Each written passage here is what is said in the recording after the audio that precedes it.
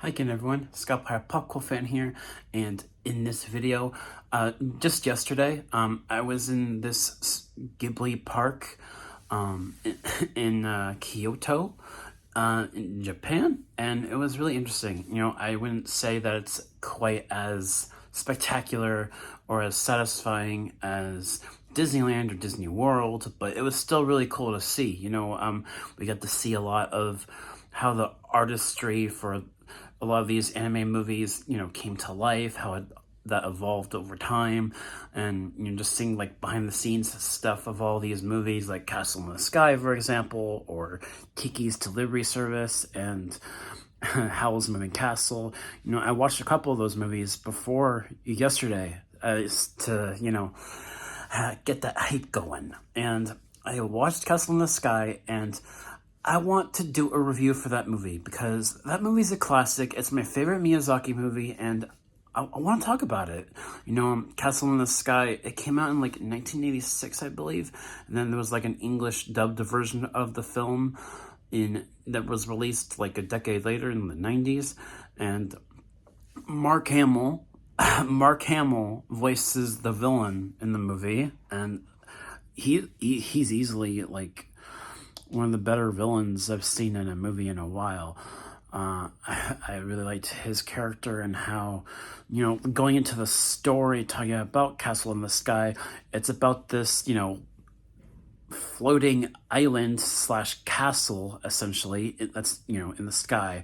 And the lore behind that, the world building of Laputa and the history of it is really fascinating. And this movie, it does something similar to, and I noticed some of these parallels and some of the themes in this film reminded me of the newest Planet of the Apes movie, actually, Kingdom.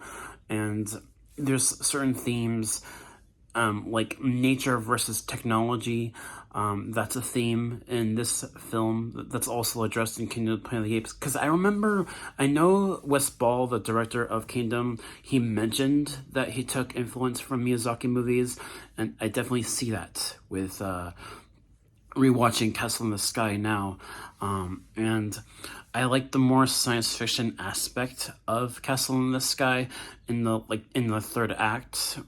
And I like how you go on this journey with this girl who has this pendant, like this necklace, and there's something mysterious about it, something magical, and you learn more about it as the film goes on. And then we meet this other boy character who becomes friends with the girl, and they go on this journey together. It's kind of fascinating because this boy, he has no connection really to Laputa or like the people that used to live on Laputa. He's just a regular boy as like a mining employee slash worker, but he's really young, and it's really interesting how he gets wrapped up into the story once this girl falls into his lap, essentially. And I just really like that kind of coming of age story that this movie tells, similar to Kingdom of the Planet of the Apes. And there are some really heartfelt moments throughout it, and the music too. Oh, the music! I forgot the score for this film.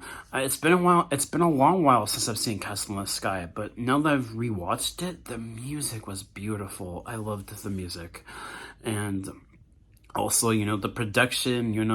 The way Laputa looks.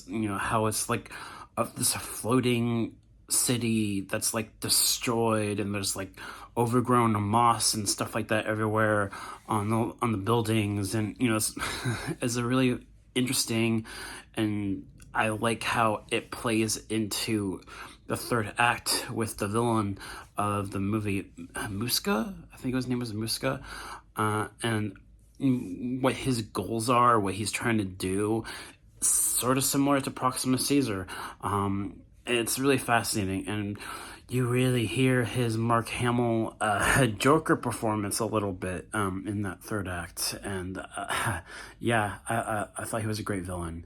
And yeah, overall, it's a really great coming of age story with a science fiction fantasy basis to it that's in the background.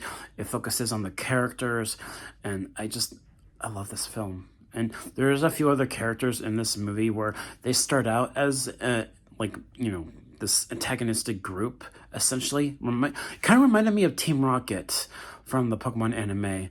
And with them, I like this woman and her sons, essentially. Um, they're a funny group, and they become allies to the kids as the story goes on. And I love those characters. This movie has chock full of really memorable characters, and yeah, I love this film. It's my favorite Miyazaki movie next to Spirited Away, and I don't have any flaws with it. This movie's perfect. It's a classic. So yeah, A+ from me for Castle in the Sky. This is a phenomenal movie that definitely needs to be checked out. And yeah, I think that's about it. So yeah, I'm on vacation. I'm in this really amazing hotel right now, and I love the hotel, and I'm really happy with this trip so far, and I'm having a lot of fun. And pretty soon, gonna be in Tokyo, going to Disneyland, Japan, and that's gonna be a lot of fun. So yeah, thank you guys so much for watching. I'll see you all next time. Peace.